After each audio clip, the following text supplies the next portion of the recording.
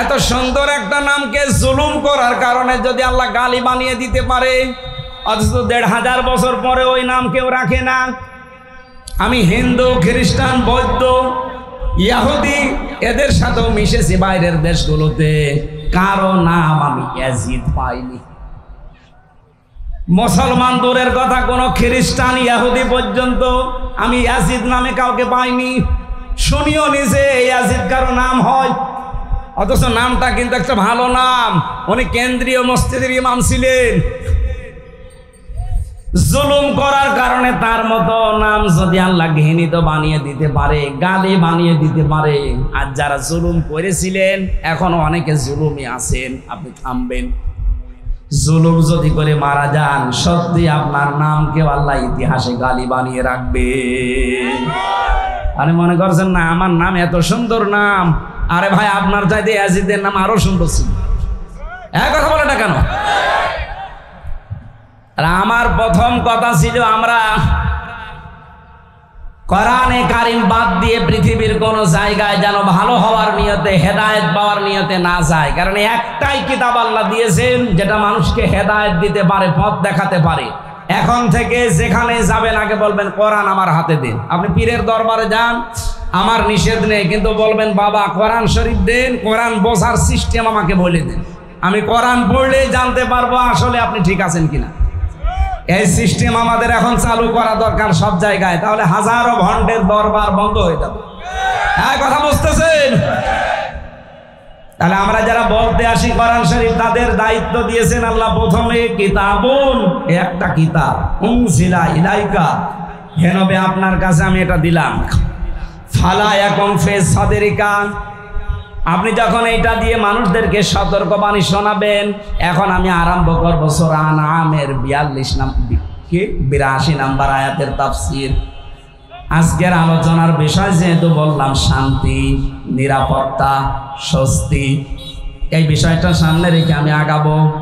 এখন কোরআন দিয়ে সতর্ক করতে হলে কয়েকটা বিষয় সামনে এসে যায়। হারাজন শব্দের ব্যাখ্যা আমি পেয়েছি, এর ভেতরে যেহেতু হারাজন শব্দটা আছে, আল্লাহ পাক বলেন হে নবী কোরআন প্রচার করতে গিয়ে দেখবেন আপনার সামনে বহু মানুষ এমন বসে আছে, তারা আপনার বক্তব্য না বোঝার কারণে মন খারাপ করতে পারে। এরকম শ্রোতা দেশে নেই? আছে। দ্বিতীয় নম্বরে, আবহমান কাল থেকে এই দিনাজপুর এলাকায়, ঠাকুরগাঁও এলাকায় বহু ইবাদত মানুষ পালন করে আসছে ইসলাম মনে করে। আপনি যখন কোরআনের ব্যাখ্যা, বিশ্লেষণ, তাফসীর করবেন, ওইগুলো টিকবে না। কথা বলেন না, ওইগুলো কোরআনের কাছে টিকবে না। ওই মানুষগুলো তখন আপনার খারাপ ধারণা করবে যে বেশি বোঝে, তখন আপনার শত্রুতা করবে, আপনার হাদিয়া তোফা নজর নেওয়া যা দেওয়ার কথা ছিল ওইটাও বন্ধ করে দেবে। এই জন্য আল্লাহ পাক নবীকে জানাচ্ছেন কোরআন প্রচার করতে গেলে এগুলোর ভয় পাবেন না, আপনি সঠিকটা তুলে ধরবেন, দেখবেন আমি আল্লাহ আসলে এই কথায় রাজি আছি কিনা।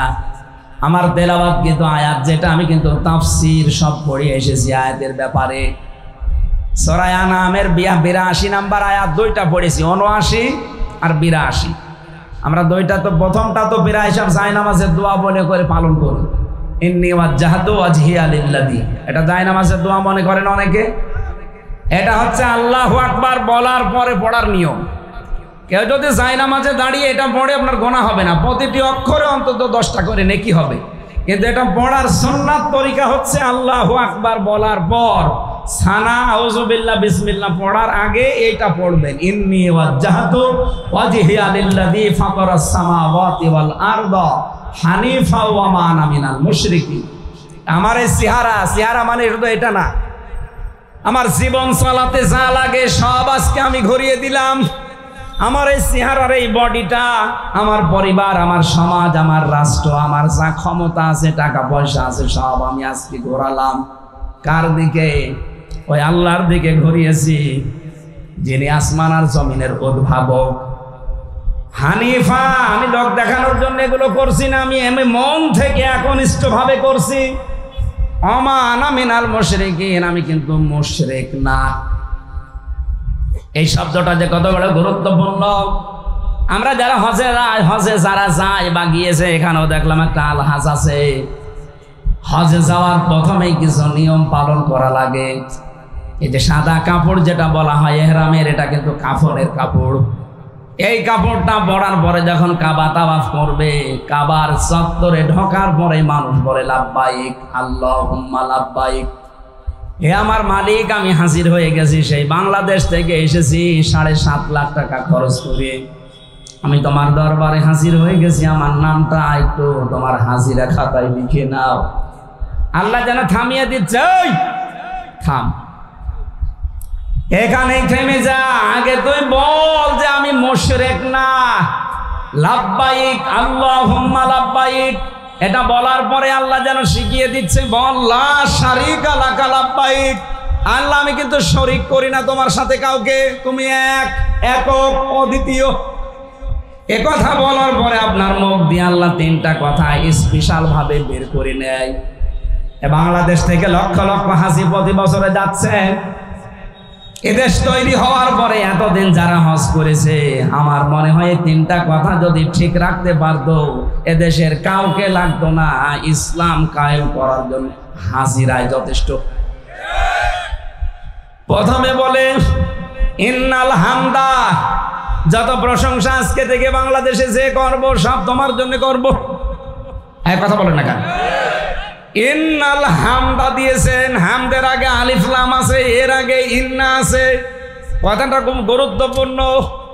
আপনি যেন গ্যারান্টি দিয়ে বলছেন অবশ্যই আজকে থেকে যত প্রশংসা হবে, দুনিয়ায় আর কারো প্রশংসা আমার মুখ দিয়ে বের হবে না।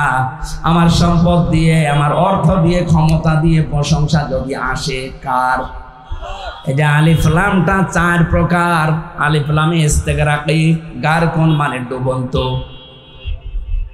যত রকমের প্রশংসা হতে পারে সব আমি আলিফ লামের ভেতরে দিয়ে আল্লাহকে শোনালাম।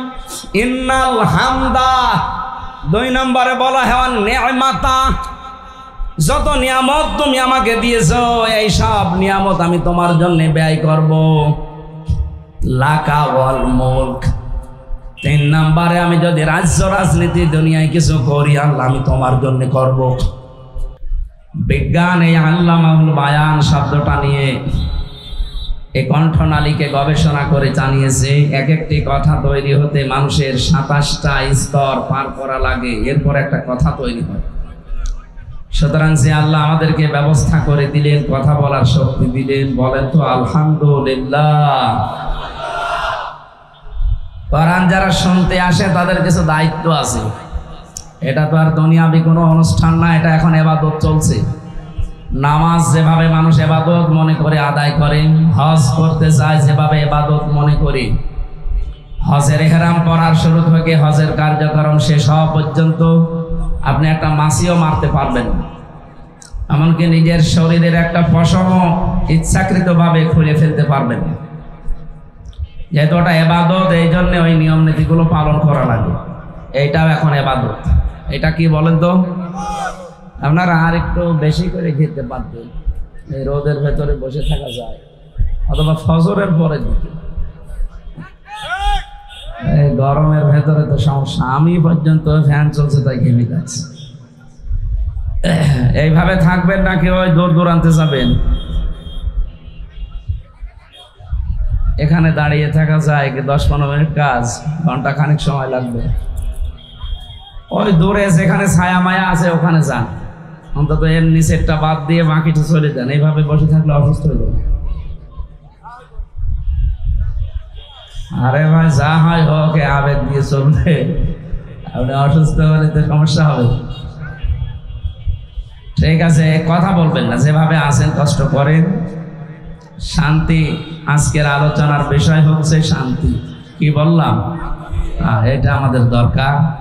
আমরা কোরআনে কারিম থেকে, নবীর হাদিস থেকে শান্তি কিভাবে আসে, শান্তি কিভাবে স্থায়ী হয়, এইটা সম্পর্কে আজকে কথা বলবো ইনশাআল্লাহ। এরা মনে হচ্ছে মাছের বাজারে এসেছে। মাছের বাজারে তো এত আওয়াজ হয় না। এই যে এই গেঞ্জিওয়ালা ভাই, ভাই থাক, ও দাঁড়িয়ে থাক ভাই, না বসে বসে। দাঁড়িয়ে আছে তাই তো কত না, এরোদের ভেতরে দাঁড়িয়ে আছে এই তো কত না, দাঁড়া দাঁড়িয়ে থাক, বসে থাক, যে শুয়ে থাক দরকার, অথবা বাড়ি চলে যাক, যা করে করো, কথা বলবেন না, যা ভাল লাগে করেন, মারামারিটা বাদ দিয়ে আর কথা বাদ দিয়ে। যারা শুনতে এসেছেন, যেহেতু এটা ইবাদত চলছে, প্রচন্ড গরম, তাতে কি আল্লাহর রহমত এখানে নাজিল হবে যদি দুইটা শর্ত যারা শ্রোতা তারা মেনে নেয়। ক্বারিয়াল কুরআন ফাসতামিউ লাহু আনসিতু, এক নম্বরে শুনতে হবে, দুই নম্বরে চুপ থাকা লাগবে। সুতরাং আপনারা শুনছেন, আমি দেখতে পাচ্ছি, এবারে চুপ থাকে। এই দুইটা শর্ত আল্লাহ দিয়েছেন, আমি বানাইনি। লাআল্লাকুম তুরহামুন, তাহলে আমি আল্লাহ নিজে ওই জায়গায় রহমত নাজিল করব কোরআনের ইজ্জতে। সুতরাং আমি আশা করছি যারা শ্রোতা দর্শক হয়ে আছেন তারা এই দুইটা শর্ত আল্লাহর মেনে নেবে। আমাদের আল্লাহ যেন তৌফিক দেন, আমিন। আমরা যারা বলতে আসি কোরআনের কথা, আমাদের আল্লাহ কিছু দায়িত্ব দিয়েছে। এটা যারা মমতাজের গানের অনুষ্ঠান না যে উল্টা পাল্টা যা করলাম। এটা যেহেতু ইবাদত, কিভাবে কোরআন মানুষের কাছে উপস্থাপন করা লাগে আল্লাহ আমাদের শিখিয়েছেন ১৫০০ বছর আগে। আল্লাহর ওই ধরনকে আমরা সামনে নিয়ে আসি নাকি? আল্লাহ পাক বলেন, কিতাবুন উনজিলা ইলাইকা ফালা ইয়াকুন ফি সাদরিকা হারাজুম মিনহু লিতুনযিরা বিহি ওয়া যিকরা লিল মুমিনিন। সূরা আরাফের ২ নম্বর আয়াতে আছে, আল্লাহ বলেন, হে নবী, এই যে একটা কিতাব আপনাকে দিলাম, কিতাবুন, এর আগে আলিফ লাম দেওয়া নেই। অন্যান্য যত জায়গা আমি দেখেছি কিতাবের আগে দেখবেন আলিফ লাম দেওয়া আছে। আলিফ লাম মিম যালিকাল কিতাবু লা রাইবা ফি, এখানে কিতাবের আগে আলিফ লাম আছে। এটা নির্দিষ্ট করে দিয়েছেন। এই কিতাবের আগে যে আলিফ লাম দেওয়া আছে, আরবি গ্রামার অনুযায়ী এটা আর বাংলা অর্থ দাঁড়ায়, পৃথিবীতে একটাই মাত্র কিতাব আছে যেটা মানুষকে পথ দেখাতে পারে।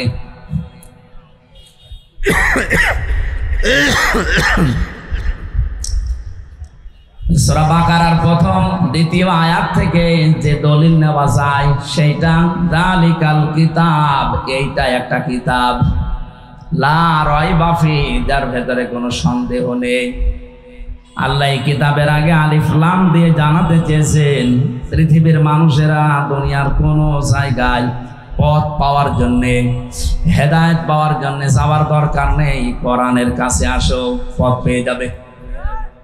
এই জন্য আগেকার জামানায় আমরা দেখেছি এই দেশে যারা ইসলাম প্রচার করত, আমরা যাদের আল্লাহর ওলি মনে করি, বিশেষ করে শাহজালাল, শাহপরান, বাইজিদ বোস্তামি, এই সমস্ত দরবারগুলো এখনো আছে বাংলার বিভিন্ন প্রান্তে। এদের জীবনীগুলো দেখবেন, ওখানে গেলে মানুষ তারা কোরআন শরীফ তুলে দিত যে এটা বড়, আল্লাহকে পেয়ে যাবে। কিন্তু তাদের বংশধর এখন যারা আছে, এই সমস্ত বিভিন্ন দরবার কেন্দ্রিক ইসলাম প্রচার করে, এদের কাছে এখন আর এইটা নেই। এদের কাছে গেলে এখন আর কোরআন শরীফ তুলে দেয় না, এরা আন্দাজে এক জিকির দিয়ে দেয় যে হো হো এটা করো।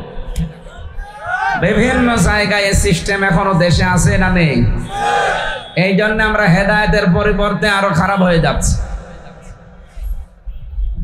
ইসলামের যে মূল স্পিরিট, ওইটা থেকে আমরা দূরে চলে যাই এই কারণে। কারণ আগে কোরআন তুলে দিত যে এটা বড়, এটা বসো, আল্লাহকে পেয়ে যাবে। এখন এটা দেওয়া হয় না, এখন বানানো ইসলাম চলছে বেশি। সারা বিশ্বে একই অবস্থা। আমি কয়েকদিন আগে সিঙ্গাপুর, মালয়েশিয়া, আশপাশে কয়েকটা দেশে গিয়েছিলাম।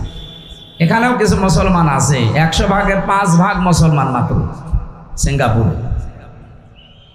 এই মুসলমানগুলো তাদের যে ধর্মীয় বিশ্বাস তারা যা নিয়েছে, ওরা বেশিরভাগ এই যে আংটির উপরে, আংটি বলে না হাতে দেয়, আর পাথরের ওপরে বিশ্বাসী বেশিরভাগ মানুষ। মুসলমান যেগুলো, অন্য ধর্মে যারা আছে তারা তো আছে, মুসলমান পর্যন্ত বসে বসে বিভিন্ন টুরিস্ট স্পট, যেখানে টুরিস্ট, এই সমস্ত জায়গায় বসে আংটি হাতে দিয়ে দিচ্ছে যে এর ভেতরে সব কল্যাণ, সব ভালো, নিরাপত্তা, শান্তি এর ভেতরে আছে।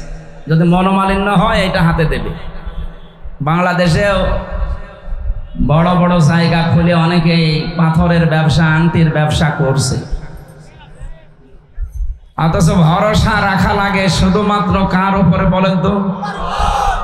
আংটির ভেতরে বা যে পাথরের ভেতরে যে বিশ্বাসটা মানুষ নিয়ে যায়, এটার যারা আর কিছু না হোক একটা জিনিস হয়, শিরিক হয়। পৃথিবীতে যত পাথর আছে সবচাইতে দামি পাথর আমরা জানি, আমাদের বিশ্বাস কাবার সাথে যে পাথর লাগানো হাজরে আসওয়াদ, এই কথা বলেন না কেন? এই কালো পাথরটা জান্নাত থেকে আল্লাহ পাক পাঠিয়েছিলেন হযরত আদম আলাইহিস সালামের মাধ্যমে। তো বলেন এই পাথরের চাইতে দামি পাথর দুনিয়ায় আর কোন জায়গায় আছে? এবার আমি যে হাদিস বলতে চাই শুনেন। খলিফাতুল মুসলিমিন হযরত ওমর যখন তিনি দায়িত্বে ছিলেন দেশের, তিনি তো জান্নাতের গ্যারান্টি প্রাপ্ত মানুষ এই দুনিয়ার জীবিত অবস্থায়। যে 10 জন মানুষ জান্নাতের গ্যারান্টি পেয়েছেন, জিন্দা থাকতে সার্টিফিকেট পেয়েছেন, তার ভেতরে 2 নম্বরে। তিনি মাঝে মাঝে যখন তাওয়াফ করতেন কাবা ঘর, হাতে একটা ছড়ি নিতেন, লাঠি নিতেন, কাবার এই পাথরের সামনে যে বলতেন, কাবার পাথর তুমি আমার ভালো করতে পারো না, মন্দ করতে পারো না, এ বিশ্বাস আমার আছে। তোমাকে শুধু সোমা দে, রাসূলুল্লাহ সোমা দিয়েছে এই কারণে। যদি নবীজি তোমাকে চুমা না দিত, তুমি জান্নাত থেকে না সেখান থেকে এসে থাকো, তোমারে আমি এই কাবা ঘরের সাথে থাকতে দিতাম না, এই লাঠি দিয়ে পিটিয়ে টুকরা টুকরা করে ফেলে দিতাম। কি বুঝলেন এই হাদিস থেকে? কাবার পাথরের চাইতে দামি পাথর দুনিয়ায় নেই। সেইটা হাতে নিয়ে উনি বলতেন যে তুমি আমার ভালো করতে পারো না, মন্দ করতে পারো না। হ্যাঁ, তোমার আমি সম্মান দেখাই, সোমা দেয় শুধু নবীজি দিয়েছে এই কারণে, তাছাড়া আমি দিতাম না। কাবার পাথরকে যদি উনি ওই কথা বলতে পারেন, তাও হাজরে আসওয়াদ বলা হয়। যেটা এখানে একটা মাসলা জানা দরকার, স্যার যারা আছে, অনেকে বলে কাবার পাথরে হাজরে আসওয়াদে সোমা দিলে গোনা টেনে নেয়। এটা মিথ্যা কথা, এটা মানুষের বানানো। এরকম নির্ভরযোগ্য কোনো অথেন্টিক হাদিস নেই। কে বলেছে আপনার গোনাও টেনে নেবে? গোনা মাফ করার, গোনা টেনে নেওয়ার যে বিষয়গুলো কোরআন হাদিসে আছে, ওইটার দিকে আপনাকে যাওয়া লাগবে। মানুষের অপরাধ মাফ হবে তখন যখন ওই অপরাধের শাস্তি হয় দুনিয়া অথবা আখিরাতে ওর হবে। এইটাই ন্যায় বিচার। দ্বিতীয় নম্বরে, পৃথিবীর ময়দানে কোনো গোনা যদি আপনি করেন, অপরাধ করেন, ওটা মাপ পাওয়ার কয়েকটা পদ্ধতি আছে।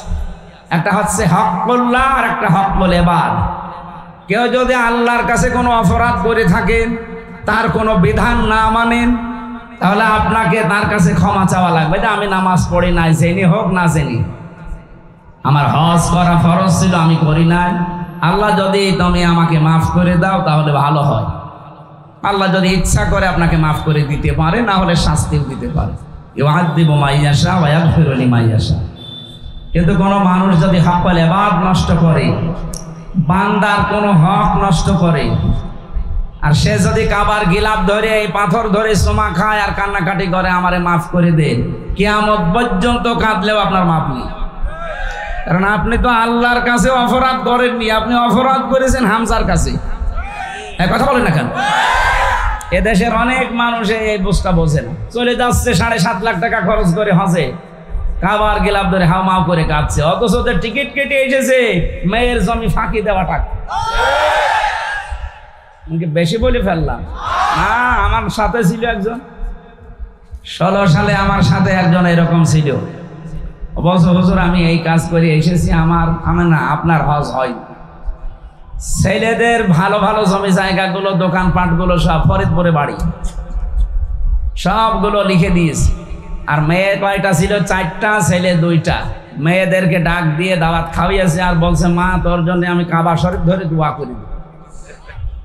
ওর হজ কবুল হওয়া দূরের কথা, জিদ্দার বিমানবন্দরও আসবে না।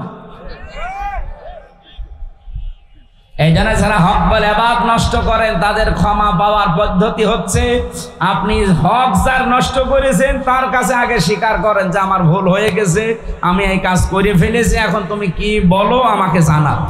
ও যদি বলে ঠিক আছে মাফ করে দিলাম, অমুক জিনিস আমারে দেন, চলো ওই জিনিস দিয়ে আপনাকে মাফ চাওয়া লাগবে। ও যদি বলে না আমার জমি ফেরত দিয়ে বলেন যে তোমার জন্য আমি দোয়া করছি, তাহলে জমি ফেরত দেওয়া লাগবে। ও যদি বলে না আমার টাকা ফেরত দেন, আপনার ছেলেকে যা দিয়েছেন তার অর্ধেক আমাকে দেওয়া লাগবে, এরপরে আপনার মাফ। তাছাড়া আপনি কাবা কেন আরো ধরে কাঁদলো আপনার মাফ হবে। এরকম মানুষ দেশে আছে না যারা মানুষের অধিকার নষ্ট করে? এই 15.5 বছরে আমরা বহু দেখেছি। এইটা সবচেয়ে বেশি ছিল। ভালো মানুষ ঘরে ঘুমিয়ে আছে, নিজেরা এসে ধরিয়ে দেয়। হয়তো রাজনৈতিক কোনো হিংসা আছে অথবা পারিবারিক কোনো দ্বন্দ্ব আছে, এইটাকে পুঁজি করে এনাদেরকে কাজে লাগাতে। হয়তো স্যার ওরে নিয়ে যান, আমি বাকিটা দেখতেছি। ওনারা তো কি করবে, ওপরের চাপ। যে মানুষগুলো এখন চাপ দিত তারা এখন সব আসামি। এই যে সাক্ষী বসে আছে, ওই যে মোটা লোকটা ভালো মানুষ, ও বিয়ে করতে যাবে, বিয়ের আগের দিন রাতে ওরে ধরে নিয়েছে, 3-4টা ককটেল দিয়ে ওনারে আল্লাহর ওলিরা সালাম দিয়েছে। একটা দুইটা মামলা দিলে হয়, দিয়েছে 29টা। বলেন সুবহানাল্লাহ। বহু মানুষকে এইভাবে আমরা, এই যে হক নষ্ট করলেন আপনি অধিকার নষ্ট করলেন মানুষের। এখন যদি বলেন আল্লাহ আস্তাগফিরুল্লাহ মাফ করে দিন, হবে? আমার সাথে একজন ওসি সাহেব ছিল কারাগার, নুসরাত হত্যা মামলার ওসি, 8 বছর জেল ওনার। আমি এই তাওবার ব্যাখ্যা বলেছিলাম কারাগারে, উনি আমার বলছে হুজুর আমিও একটা তাওবা করেছি। এই যে নির্বাচনটা গেল, এই সময় আমি আমার দলবল নিয়ে রাত 12:30টার পর থেকে ভোট কাটা আরম্ভ করলাম, আল্লাহর নাম নিয়ে করলাম। ফজর পর্যন্ত কাজ করার পরে বাক্স জমা দিয়ে দিলাম। এরপরে গোসল করে ওযু করে নামাজে দাঁড়ালাম। নামাজ শেষ করে বললাম আস্তাগফিরুল্লাহ। হুজুর আমার এই তাওবা কি হয়েছে? আমার তাওবা হয়নি, ইয়ার কি হয়েছে? আপনি তো আর আল্লাহর কাছে অপরাধ করেননি, আপনি অপরাধ করেছেন হামজার কাছে। আমাকে আপনি ভোট দিতে দিলেন না, আমার এই অধিকার নষ্ট করেছেন। সুতরাং আমার মতো 3.5 লাখ 4 লাখ মানুষের ভোট লাগে একটা এমপি হতে। এই 4 লাখ মানুষের কাছে আগে ক্ষমা চান। এরা মন থেকে যদি বলে ঠিক আছে, তারপরে আপনার আস্তাগফিরুল্লাহ কবুল হবে। কিন্তু ভয়ঙ্কর বিষয় হচ্ছে এই 4.5 লাখ মানুষের অনেকেই কিন্তু এই কয় বছরে কবরে চলে গেছে।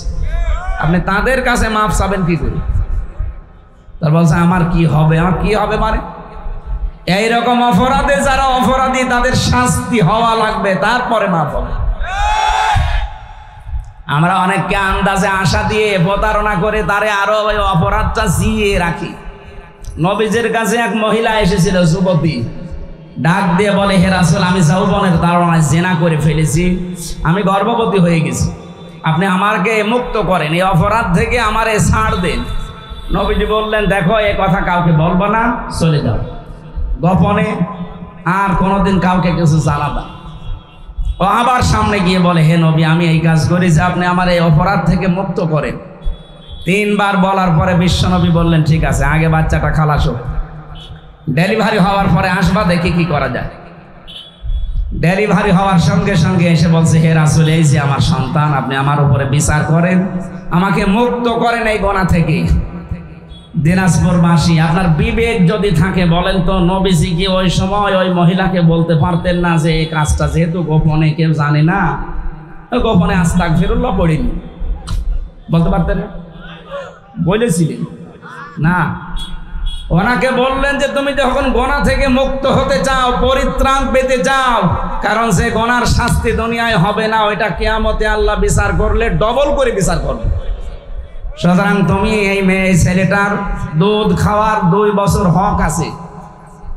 এই 2 বছর পরে এই বাচ্চাটা যখন শক্ত খাবার খাওয়া শিখবে নিয়ে আসবা। ঠিক নিয়ে এসেছে।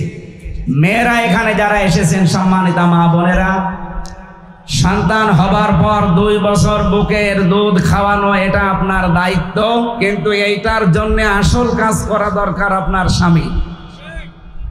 মেয়েরা যদি কেউ সন্তানকে দুধ না দেয় গোনা হবে না, কারণ এই দায়িত্বটা আল্লাহ পাক এই খরচা যেটা আছে কাজ কারবার এটা বাবাকে দিয়েছে কোরআনে। তো বাবার যেহেতু যন্ত্রপাতি নেই, এই জন্য মাকে দিয়ে আল্লাহ এই কাজটা করায়। সূরা বাকারার ভেতরে আছে 2 নম্বর পারা 17 নম্বর পৃষ্ঠা 1ম নম্বর লাইনের 34 নম্বর আয়াত, সম্ভবত 234 নম্বর আয়াতের প্রথম অংশে আছে, ওয়াল ওয়ালিদাতু ইরদিউনা আওলাদাহুন্না হাওলাইনি কামিলাইনি লিমান আরাদা আইয়ুতিম্মার রাদা। এটা হুজুর বসে আছে না যারা, এরা হয়তো বুঝবে। আরবি গ্রামার অনুযায়ী এখানে মুযাক্কার পুরুষ শব্দ আল্লাহ দিয়েছেন, আইয়ুতিম্মা লিমান আরাদা আইয়ুতিম্মার রাদা। এই যে দুগ্ধ পান করানোর যে খরচা আছে, কষ্ট, যে দায়িত্ব, এটা আমি আল্লাহ পৃথিবীর বাবাদেরকে দিলাম। এই দায়িত্ব বাবারা পালন করবে কি দিয়ে? বাবাদের মেশিনপত্র আছে? নেই। সুতরাং আল্লাহ যেহেতু আমাদের দেয়নি, এই কাজটা আমাদের স্ত্রীরা করে দিচ্ছে। ওরা যদি বলে এখন থেকে এক একটা সন্তান দুধ পান করাতে 2 লাখ করে টাকা দেওয়া লাগবে, আপনাকে তাই দেওয়া লাগবে। এটা আমার মনে হয় মাইকে না বলা ভালো ছিল, কারণ ওরা তো ঝামেলা করবে। সম্মানিত মা বোনেরা, এক এক ফোঁটা দুধের জন্য একটা মরা মানুষ চিন্তা করে দিলে যে সওয়াব পাওয়া যায়, এক একজন সন্তান যখন আপনার 1 ফোঁটা দুধ পান করে, ওই রকম সওয়াব আপনার আমল নামায় লেখা হয়। এটা আমাদেরকে আল্লাহ দেয়নি। হ্যাঁ, আমরা টাকা পয়সা খরচ করতে পারি, আমার বিষয় এটা না। আমি বোঝাতে চাচ্ছিলাম 2 বছর পরে এই মেয়েটা যখন এসেছে, নবীজি এই ছেলেটাকে এক সাহাবীর হস্তান্তর করলেন, যেটা লালন পালন করে বড় করবে। মেয়েটাকে বললেন পাথর নিক্ষেপ করো। চারিদিক থেকে যখন পাথর নিক্ষেপ হচ্ছিল, হযরতে খালিদ ইবনে ওয়ালিদ তিনি বলেন, আমি এত জোরে নিক্ষেপ করলাম একটা পাথর, ফিনকি দিয়ে রক্ত আমার শরীরে লেগেছে। আমি একটা ভৎসনা দিলাম, গালি দিলাম যে এরকম নাপাক মহিলার রক্ত আমার শরীরে। নবীজির কানে কথাটা গেল। বিশ্ব নবী ডাক দিয়ে বললেন, খালিদ থামো, তুমি তো জানো না তুমি নবী না, আমি নবী। তুমি যা দেখো না আমি তা দেখতে পাই। আমি দেখতে পাচ্ছি এই মহিলার যে অনুশোচনা, অনুতপ্ত হওয়া, এর যে তাওবা, এর যে অপরাধ মাফ করার যে প্রবণতা এর ভেতরে ছিল, যে সিস্টেম আমি আজকে কোরআন দিয়ে কায়েম করলাম, এর এই তাওবাটা আল্লাহর দরবারে এত বেশি পছন্দ হয়েছে, পৃথিবীর কোন জালেমও যদি এইভাবে তওবা করে আল্লাহ তারেও মাফ করে দেবে। কি বুঝলেন এই হাদিস থেকে? জন্মের পর থেকে আমি জানি হাদিস শুনতেছি। এখানে প্রায় 7টা শিক্ষা আছে। 1 নম্বরে শিক্ষা, নবীজি ওই মহিলাকে কিন্তু গোপনে বলতে পারতেন যে তুমি তো আরব দেশের লোক, আরবি তোমার জানা আছে, আমি একবার তোমার একটা দোয়া শিখিয়ে দেই যে আস্তাগফিরুল্লাহ রাব্বি মিন কুল্লি যামবি ওয়া তুবু ইলাই, এটা পড়ে নাও, তোমার গুনাহ মাফ হয়ে যাবে। বলতে পারতেন না? বলেন না কেন? বলেছিলেন। মহিলা তো বারবার বলছে আমাকে আপনি মুক্ত করেন, পরিত্রাণ দেন, আমি এই গুনাহ নিয়ে কিয়ামতে উঠতে চাই না। এই যে ওর অনুশোচনা, অনুতপ্ত, এইটা দেখে আমার আল্লাহ পাক দুনিয়াতে ওর যে বিচার ছিল জেনার, ওইটা নবীজির মাধ্যমে করলেন। তাহলে আমাদের উচিত হবে এই পৃথিবীতে থাকা অবস্থায় যে যেই ধরনের অপরাধ করেছি, ওই অপরাধ শুধু আস্তাগফিরুল্লাহ হবে না। আপনি যে মাপের অপরাধ করেছেন ওই মাপের শাস্তি আপনাকে দুনিয়ায় আগে পাওয়া লাগবে, এরপরে আস্তাগফিরুল্লাহ পড়েন। আপনার ক্ষমতার কারণে, আপনার প্রভাব প্রতিপত্তির কারণে, আপনার এই চেয়ারটার কারণে বহু নিরপরাধ মানুষ জীবন থেকে বহু কিছু হারিয়ে ফেলেছে। আপনার জীবন থেকে ওইরকম কিছু হারানো লাগবে, তারপরে না হয়। আমার কথার অর্থ যদি আপনি বুঝে থাকেন, আমি আশা করছি গুনাহ মাফ করার পদ্ধতি বুঝেছেন। আমি আবার রিপিট করছি, 1 নম্বরে গুনাহ মাফ করতে হলে আল্লাহর কাছে অপরাধী আপনি আল্লাহর কাছে বলেন। আপনি নামাজ পড়েননি, রোজা রাখেননি, হজ করেন, ওটা আল্লাহর ব্যাপার। এই বান্দা সম্পর্কিত যে অপরাধগুলো আপনার দ্বারা সংগঠিত হয়েছে, এইটা যদি আপনি মাফ করতে চান, কসম আল্লাহর, শুধু আস্তাগফিরুল্লাহ হবে না, এই অপরাধের জন্য হয় ওই লোকটার কাছে স্বীকার করা লাগবে, তার ওই ক্ষতিপূরণ হিসাবে যা নষ্ট করেছেন তাকে দেওয়া লাগবে। আমার বিষয়টা আমি তুলে ধরছি কারণ আমারটা আমি জানি। আমারে ধরে নিয়ে গেল আমার বাড়ি থেকে, পরের দিন পেপারে দিলে ওনারে চোরহাঁস থেকে নিয়ে এসেছি। এটা প্রথমটা মিথ্যা কথা। ওখানে 200-250 মানুষ দাঁড়িয়েছিল আমার বাড়িতে, সেখান থেকে আমারে তুলে নিয়ে আসলো, পরের দিন পেপারে দিলেও যে ওনারে ধরে নিয়ে এসেছি চোরহাঁস থেকে। প্রথমটা মিথ্যা কথা। দ্বিতীয় নম্বর, পরের দিন রিমান্ড দিল 10 দিন। বাড়িতে খবর পাঠিয়েছে যদি রিমান্ড থেকে মার তো দেয়, এগুলো থেকে যদি আপনার ছেলেকে বাঁচাতে চান তাহলে 10 লাখ টাকা দেওয়া লাগবে। সঙ্গে সঙ্গে বাবা এদিক ওদিক করে 8 লাখ টাকা দিয়েছিল। দ্বিতীয় দিন আবার খবর পাঠিয়েছে যদি টাকা তাড়াতাড়ি করে আমাদের কাছে বাকিটা না পাঠান 50টা মামলা দেব। টাকাও নিয়েছে, পরের দিন আবার আরেকটা মামলাও নিয়েছে। সবাই না, যেই কয়েকজন আমার এই মামলার সাথে জড়িত ছিল, আমার মামলার আয়ু থেকে একেবারে কাউন্টার টেররিজমের যিনি প্রধান এই পর্যন্ত, উপরের গুলো আমি বাদ দিলাম। অন্তত এই মানুষগুলো তো মানে বিনা দোষে বিনা কারণে এই কাজগুলো করলো, পুরাটা মিথ্যা সাজানো। যাদের ইশারায় করুক না কেন, ওরা ইশারা দেওয়ার জন্য, হুকুম দেওয়ার জন্য গুনাহগার হবে, কিন্তু এর সাথে যারা ইনভলভড আছে, এর সাথে যারা জড়িত আছে, এই মানুষগুলো যতদিন আমার এই ক্ষতিপূরণ না দেবে এদের আস্তাগফিরুল্লাহ মাফ হবে না। আমার কথা না বুঝলে আপনি বলেন যে হ্যাঁ এই পর্যন্ত বুঝি না, বলেন। এরকম গুনাহ কি বাংলাদেশে শুধু আমার সাথে, হাজারো মানুষের সাথে হয়নি? শুধু প্রশাসনে না, বিচার ব্যবস্থায় বহু মানুষ লক্ষ লক্ষ টাকা খরচ করে জামিন নেয়, পরের দিন আবার আরেকটা মামলা দিয়ে ঢুকিয়ে দেয়। 15.5 বছরে এটা চলছিল। নিজেরা এসে রিমান্ডে বলতো আপনার কোনো দোষ নেই আমরা জানি, কিন্তু 50টা মামলা দেব এই কারণে আমাদের উপরের অর্ডার। সুবহানাল্লাহ বলবেন না নাউজুবিল্লাহ? এই যে যারা এই কাজগুলো করলেন, আপনি আস্তাগফিরুল্লাহ পড়বেন আর আল্লাহ আপনারে মাফ করে দেবে, তা তো অবিচার হয়ে যাবে। আপনাকে মাফ পেতে হলে কোরআনের এই সিস্টেমে আসা লাগবে। অপরাধ যার কাছে, শিকার হবে তার কাছে। আজ বাংলাদেশে এইটা যদি থাকতো তাহলে এ দেশের অপরাধ এমনি কমে যেত। অপরাধ করে একজনের কাছে, ও ক্ষমা চায় আর একজনের কাছে। তাহলে আমরা আজকে এখান থেকে তাওবার বিষয় শিখলাম, এই গুনাহ করবেন, অপরাধ করবেন, দোষ করবেন, যার কাছে স্বীকার করবেন তার কাছে। যদি আপনার স্ত্রীর কাছে দোষ করেন, স্ত্রীর কাছে স্বীকার করেন, এক কথা বলেন না কেন? যদি আপনার সন্তানের কাছে দোষ করেন, সন্তানের কাছে স্বীকার করেন। ভাইয়ের কাছে দোষ করেছেন, তার জমি জায়গা ফাঁকি দিয়ে জাল দলিল করে লিখে নিয়েছেন, আগে তার কাছে স্বীকার করুন। 2 নম্বরেও যদি বলে এটা ফেরত দেন, ফেরত দেওয়া লাগবে। ফেরত দিয়ে যদি বলে এবার আপনি অনুশোচনা করেন, অনুতপ্ত হন, আস্তাগফিরুল্লাহ পড়বেন কি না পড়বেন ওটা আপনার ব্যাপার। আপনার তখন আর আস্তাগফিরুল্লাহ পড়া লাগবে না, এমনি মাফ হয়ে যাবে। এরকম গুনাহ আছেন যারা যারা, বলেন তো, বলেন। আপনি যে আস্তাগফিরুল্লাহ পড়েন, কোরআন শরীফের ভেতরে হাদিসের ব্যাখ্যায় 3টা বিষয় লাগবে মাপ পাওয়ার জন্য। প্রথম হচ্ছে স্বীকার করা। আমাদের নবী হযরত আদম আলাইহিস সালাম, আমাদের আদি পিতা, উনি মাপ পেয়েছিলেন প্রথমে স্বীকার করার মাধ্যমে। তিনি বলেছিলেন আল্লাহ আমি অপরাধী। 2 নম্বরে উনি অনুশোচনা করেছিলেন, অনুতপ্ত হয়ে 300 বছর কেঁদেছিলেন। কত? 3 নম্বরে বলেছেন আমি জীবনে আর ওই গাছের কাছে যাব না। আমরা যদি তাওবা করতে চাই, প্রথমে আমাদেরকে স্বীকার করা লাগবে। অপরাধ যার কাছে, স্বীকার হবে। আরো জোরে বলেন, অপরাধ যার কাছে, স্বীকার হবে। 2 নম্বরে মন থেকে অনুশোচনা আসা লাগবে, লোক দেখানোর জন্য না। চেয়ারম্যান বিচার করছে একটা বাচ্চা ছেলে, চেয়ারম্যানকে হয়তো গালিগালাজ দিয়েছে অথবা অপমান করেছে, লোকজনের সামনে এখন বিচার বসিয়েছে চেয়ারম্যান। মুরব্বীরা বলছে ওই চেয়ারম্যান মুরব্বী মানুষের সাথে বিয়াদবি করেছিস, ক্ষমা চা। ও যদি বলে ওই চেয়ারম্যান ক্ষমা কর, হয়েছে, ও চেয়ারম্যানের রাগ আরো বাড়বে না? ও যদি ছোট হয়ে অনুতপ্ত হয়ে অনুশোচনা করে হাত পা চেপে ধরে বলে স্যার বা বাবা বা চাচা আমার ভুল হয়ে গেছে, আমি জীবনে এরকম আর করবো না, আমারে মাফ করে দিন, ওনার মনের ভেতরে দয়া হবে না? অনুশোচনার নিয়ম এইটা।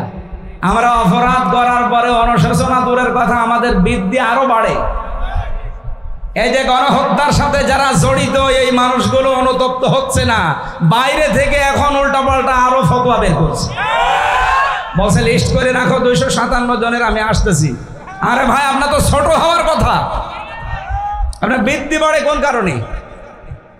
যারা অপরাধ করার পরে অনুশোচনা করে না, স্বীকার করে না, এদেরকে আল্লাহ হেদায়েত থেকে বঞ্চিত করে দেয়।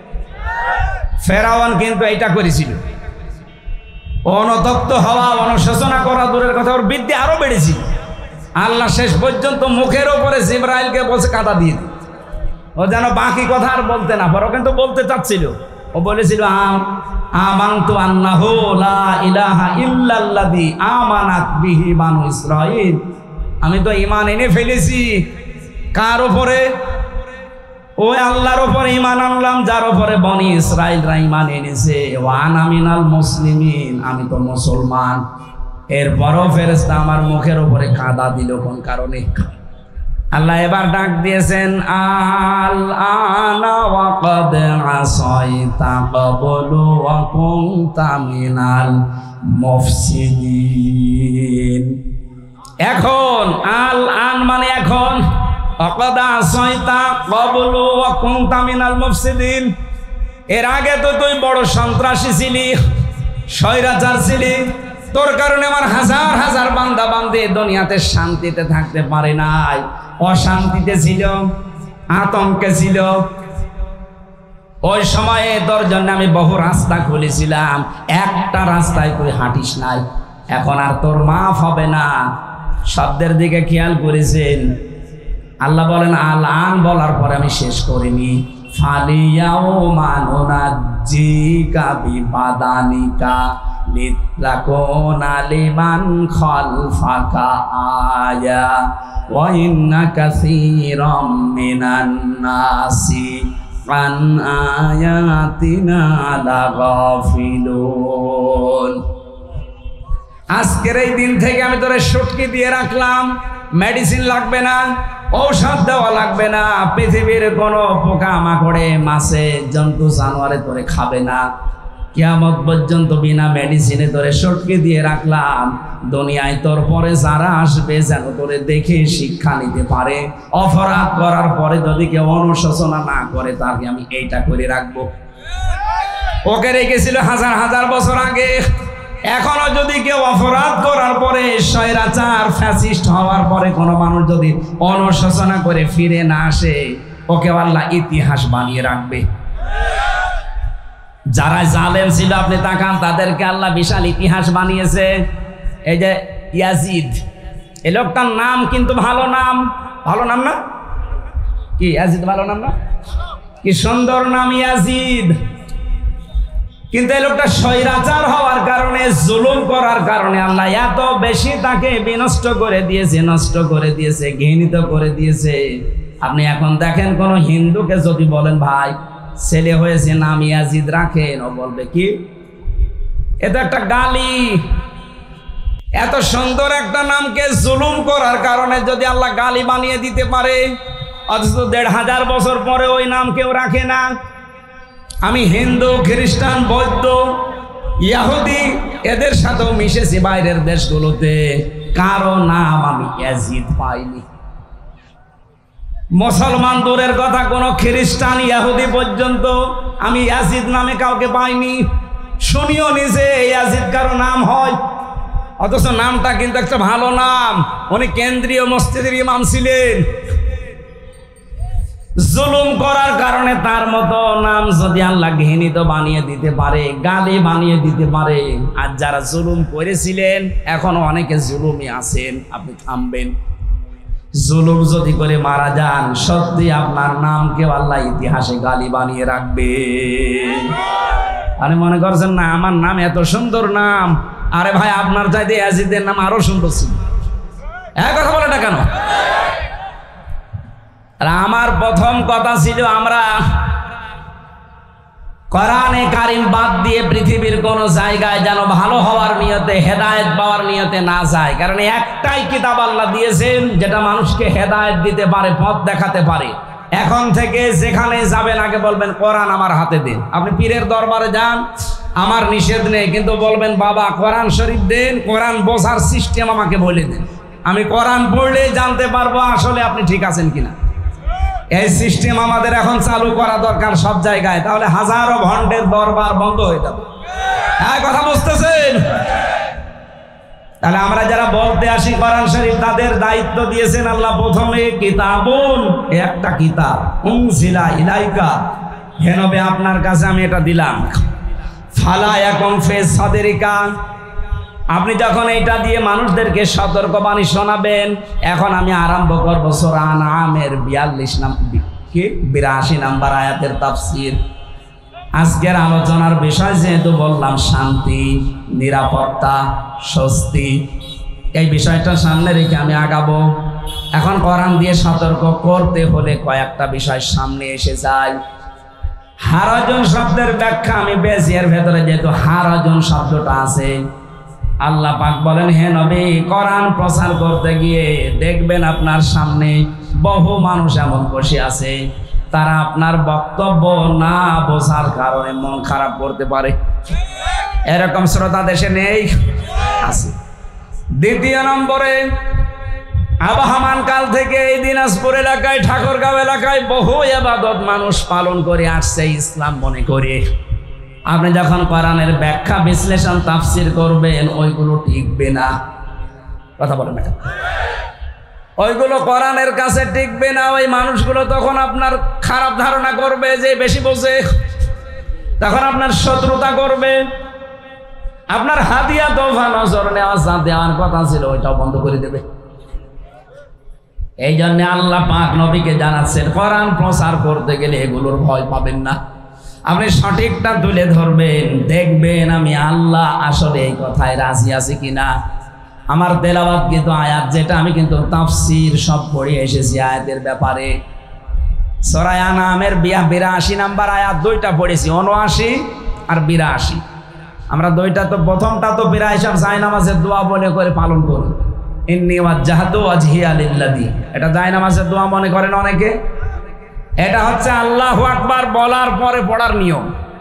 কেউ যদি জায়নামাজে দাঁড়িয়ে এটা পড়ে, আপনার গোনা হবে না, প্রতিটি অক্ষরে অন্তত 10টা করে নেকি হবে। কিন্তু এটা পড়ার সুন্নাত তরিকা হচ্ছে আল্লাহু আকবার বলার পর সানা আউযু বিল্লাহ বিসমিল্লাহ পড়ার আগে এইটা পড়বেন, ইন্নী ওয়াজ্জাহতু ওয়াজহিয়া লিল্লাযী ফাতারাস সামাওয়াতি ওয়াল আরদা হানিফা ওয়া মা আনা মিনাল মুশরিকিন। আমার এই সিহারা মানে শুধু এটা না, আমার জীবন চালাতে যা লাগে সব আজকে আমি ঘুরিয়ে দিলাম। আমার এই চেহারার এই বডিটা, আমার পরিবার, আমার সমাজ, আমার রাষ্ট্র, আমার যা ক্ষমতা আছে, টাকা পয়সা আছে, সব আমি আজকে ঘোরালাম। কার দিকে? ওই আল্লাহর দিকে ঘুরিয়েছি, যিনি আসমান আর জমিনের উদ্ভাবক। হানিফা, আমি লোক দেখানোর জন্য এগুলো করছি না, আমি মন থেকে একনিষ্ঠভাবে করছি।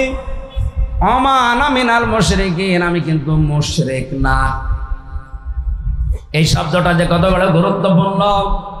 আমরা যারা হজে যারা যায় বা গিয়েছে, এখানেও দেখলাম একটা আলহাজ আছে।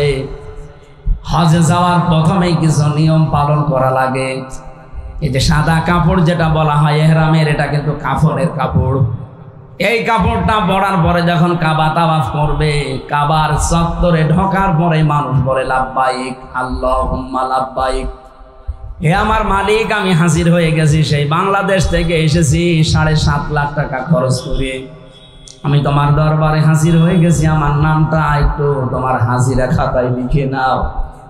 আল্লাহ যেন থামিয়ে দিচ্ছে, ওই থাম, এখানেই থেমে যা, আগে তুই বল যে আমি মুশরিক না।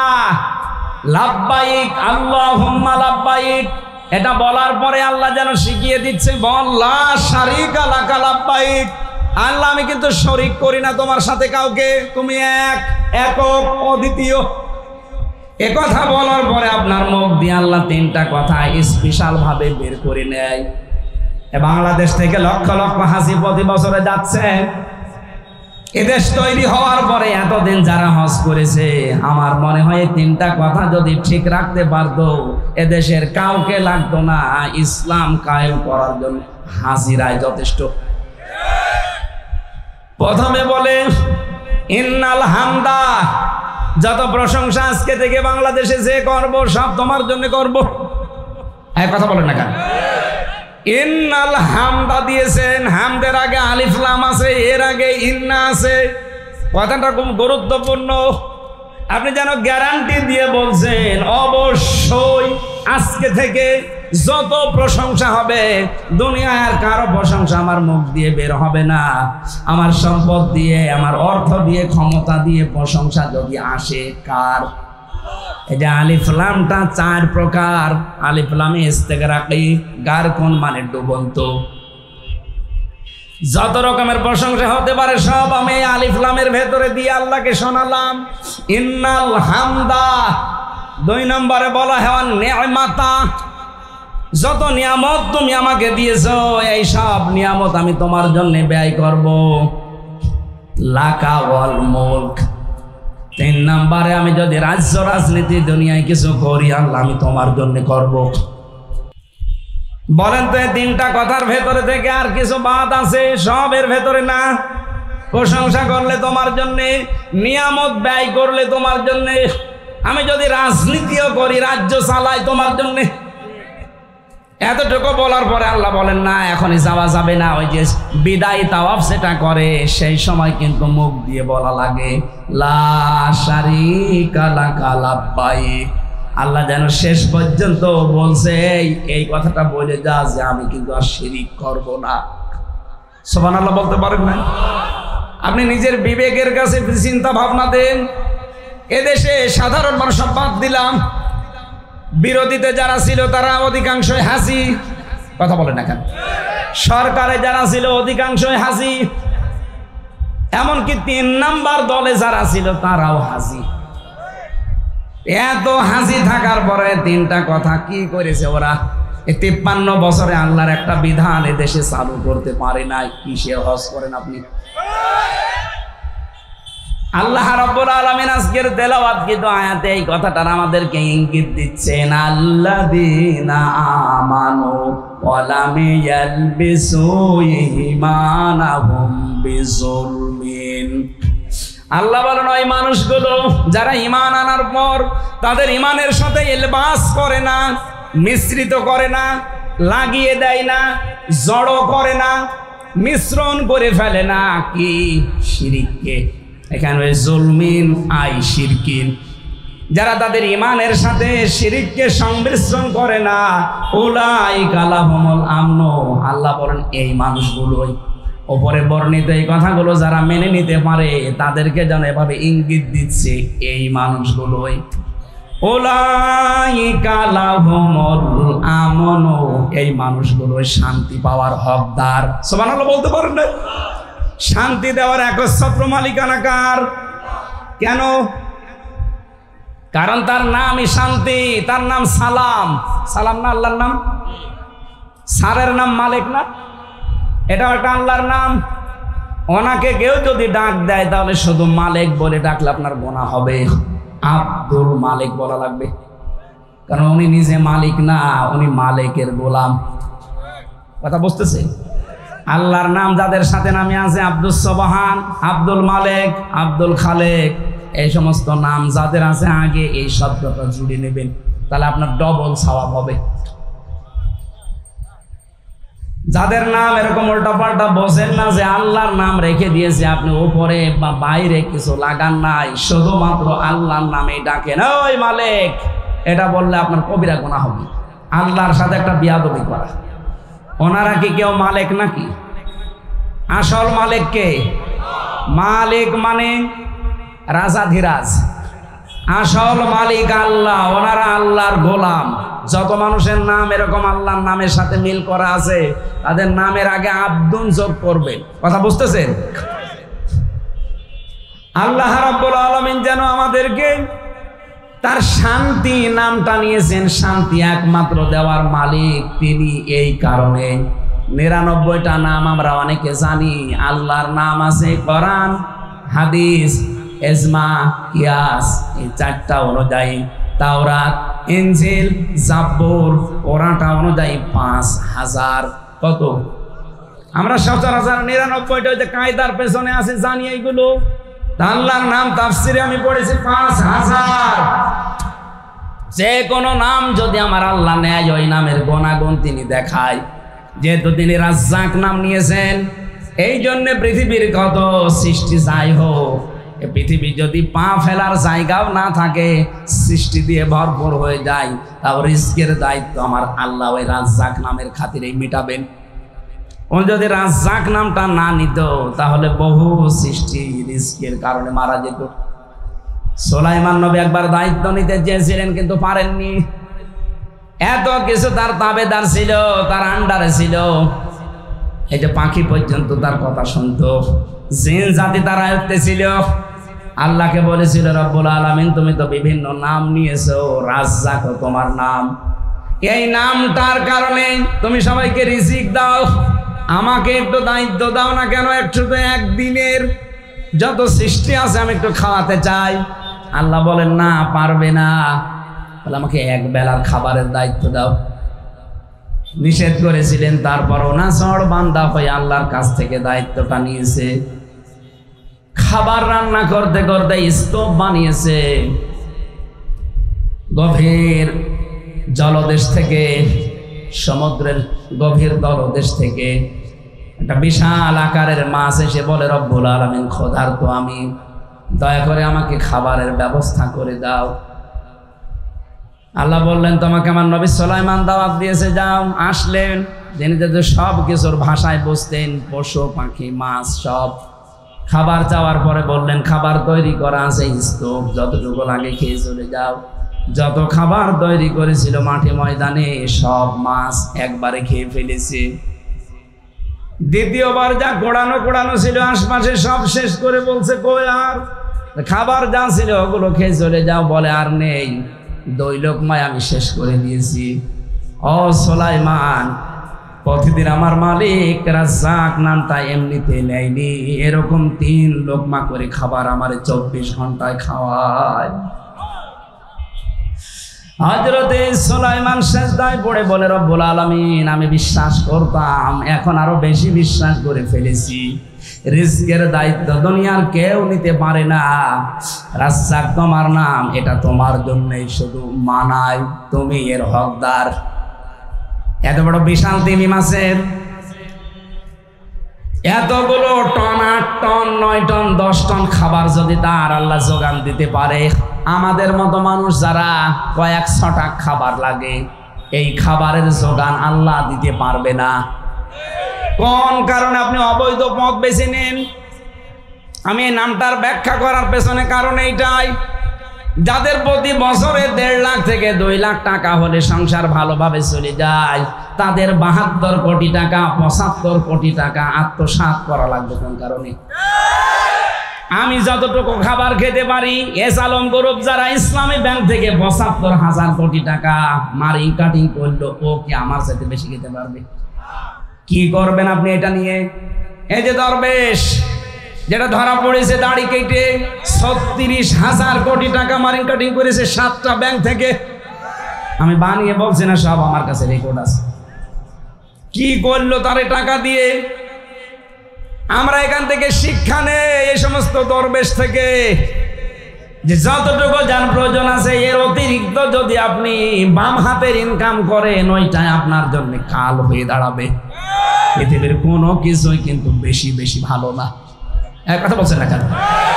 বেশি খাওয়া স্বাস্থ্যের জন্য ভালো না, বেশি ঘুমও স্বাস্থ্যের জন্য ভালো না। পৃথিবীর কোনো কিছুই বেশি বেশি ভালো না। আল্লাহ সব একেবারে ব্যালেন্স করে দিয়েছেন। সুতরাং যাদের যতটুকু সৎ পথে ইনকাম আছে, ওইটা নিয়ে যদি কেউ যদি সন্তুষ্ট থাকে, আমার আল্লাহ নিজে বলেন আমি বরকত দেই। কিন্তু কোনো মানুষ যদি সৎ পথের বাইরে বাম হাতের ইনকাম বাড়িয়ে দেয়, তার চাহিদা কোনোদিন শেষ হবে না, কারণ হারামে আল্লাহ বরকত তুলে দিয়েছে।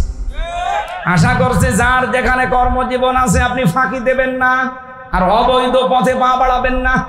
এখনই যদি চোখ বন্ধ হয়ে যায়, যাদের জন্য যা করলেন ওরা আপনার ওই সমস্ত মালগুলো ভক্ষণ করার জন্য 2 পায়ে খাড়া আছে, কিন্তু আপনার এই অপরাধের শাস্তি নেওয়ার জন্য আপনার বউ, আপনার মেয়ে, আপনার ছেলে কেউ রাজি না।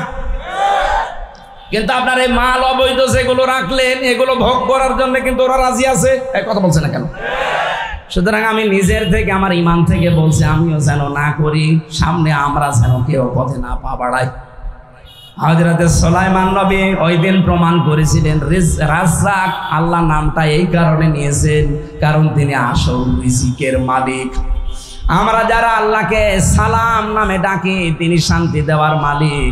আরে ভাই, শান্তি যদি কিনতে পাওয়া যেত তাহলে সালমান এফ রহমান এখন শান্তিতে থাকতো। আমি যেমন 3 বছর ছিলাম মাটিতে ফলরে, এখন ওরে আমার মনে হয় যত মামলা খেয়েছে। আর যদি অবস্থা চলতে থাকে কিয়ামত পর্যন্ত জেলে থাকা লাগবে। যারা যারা হত্যা মামলার এখন আসামি, আমার 2টা মামলায় যদি আমারে 3 বছর থাকা লাগে, যাদের 130টা মামলা 2 বছর করে 3 বছর করে হলে কতদিন হয়? কবরে যাওয়ার পরে আবার ওঠার পরে আবার যাবে, আবার উঠবে। এজন্য আমরা কারো দিকে না তাকিয়ে সালাম, শান্তি, আল্লাহর নাম। উনি বলছেন আমি এই মানুষগুলোকে শান্তি দেব ও দুনিয়ায় যারা শিরিক থেকে নিজেদেরকে বাঁচিয়ে রাখবে। আজকে একটা হাদিস পড়ছিলাম আসার সময়, বিশ্ব নবী জানিয়েছেন দুনিয়াতে 7টা অপরাধ মানুষকে ধ্বংস করে দেয়।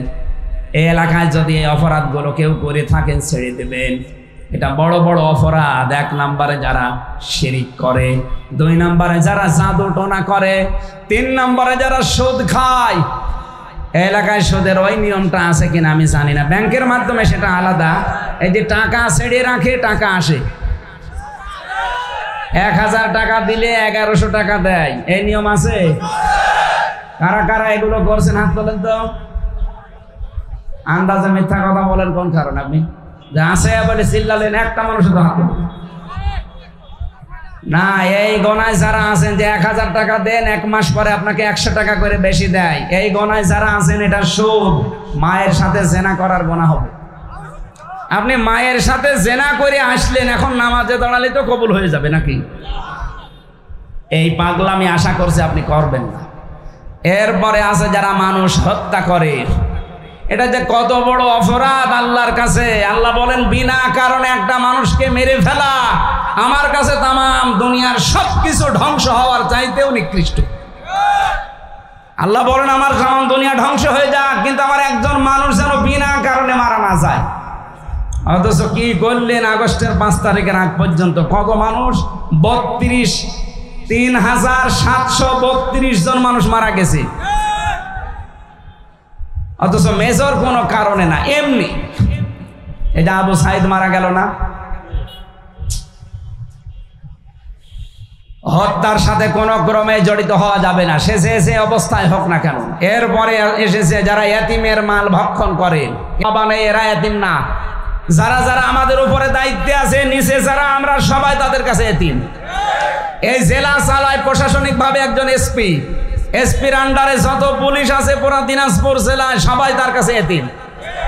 কথা বলে না কেন?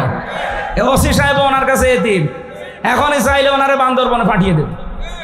সুতরাং এতিমের মাল সম্পদ, তার যে অধিকার, এটা যেন কারো দ্বারা নষ্ট না হয়। আমি যেখানে আছি আমার নিচে যারা সব আমার কাছে কি তাদের অধিকার, হক যেগুলো আছে তাদের সাথে আচরণ করা। এতিমের মাথায় হাত রাখলে যতগুলো চুল পড়বে সওয়াব হবে, আর তার সাথে রূঢ় ব্যবহার করলে আপনি যতটুকু চোখ গরম করবেন অতটুকু গুনাহ হবে। এরপরে এসেছে যারা জিহাদের ময়দান থেকে পলায়ন করে। এরপরে এসেছে যারা সতী সাধবী, নেককার ভালো মহিলাদের উপরে আন্দাজে কোনো তহমত, দোষ চাপিয়ে দেয়। এটা পারিবারিক জীবনে এবং সামাজিক জীবনে অনেকের সাথে রাগারাগি আছে, আন্দাজে একজনের উপরে এক দোষ দিয়ে দেয়। এটা মরা ভাইয়ের গোশত খাওয়ার সমান। বলেন নাউজুবিল্লাহ। তাহলে আমরা যদি শান্তি পেতে চাই, আমাদের ইমানের সাথে শিরিক মিশ্রণ করা যাবে না, তাহলে আল্লাহর শান্তি তুলে নেবে। অহম মুহতাদুন, হেদায়েত পেতে চাইলে শিরিক মিশ্রিত কোনো আমল দুনিয়াতে করা যাবে না। আল্লাহ আমাকে সহ প্রত্যেকটি মানুষকে শান্তি পাওয়ার জন্যে, স্থায়ী নিরাপত্তা, স্বস্তি পাওয়ার জন্যে শিরিক থেকে বাঁচার। শিরিক 120 প্রকার আছে।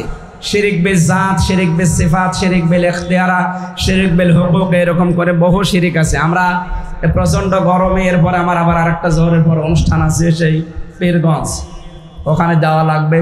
মানে আধা ঘন্টা সময় দিয়েছিলাম, এখানে 1 ঘন্টা 5 মিনিট হয়ে গেছে। আজকের মতো মাপ চেয়ে শেষ করছে। আগামীতে আসলে শাহিন সাহেবের মাধ্যমে আসলে রাতের বেলা আসবো ইনশাআল্লাহ। টাকা পয়সা যারা দিতে জানে, মাদ্রাসা তো, এখানে একটু দয়া করে দিয়ে যাবে না। আল্লাহুম্মা আমিন। লা ইলাহা ইল্লা আনতা সুবহানাকা ইন্নী কুনতু মিনাজ জালিমিন। আল্লাহ তাআলা স্বস্তি, শান্তি, নিরাপত্তা পাওয়ার জন্য যে বিধানগুলোর কথা বললেন, আল্লাহ তাআলা আমাদের ইমানের সাথে যেন শিরিক মিশ্রণ না হয় তুমি আমাদের তৌফিক দিও। যতটুকু কথা শুনেছি বলেছি আমাদের জীবনে তুমি আমল করার তৌফিক দিও। আমরা অনেকে অসুস্থ আছি, আমাদেরকে শেফায়ে কামেলা আজেলা নসিব করে দিও। আল্লাহ তাআলা দেশের দায়িত্বে যারা আছে সফলতার সাথে সততার সাথে পালন করার সুযোগ দাও। এ থানার সম্মানিত অভিভাবক আমাদের অফিসার ইনচার্জ আব্দুল মালিক, তার সাথে যত সদস্যরা এসেছে, নিজেদের বাবা মা আত্মীয় স্বজন ঘর বাড়ি ছেড়ে দিয়ে যারা বাংলার বিভিন্ন প্রান্তে দায়িত্ব পালন করে, আল্লাহ এদের এই দায়িত্বগুলো ইবাদত হিসাবে মেনে নাও। এদের শরীর স্বাস্থ্যকে সুস্থ রাখো। তোমার দিনের জন্য, দেশের জন্য, দশের জন্য যারা কাজ করে মানবতার উপকারের জন্য, আল্লাহ তাদের জীবনটা তোমার দরবারে মঞ্জুর করে নাও। মাহফিলের সম্মানিত সভাপতি, সহসভাপতি, প্রধান অতিথি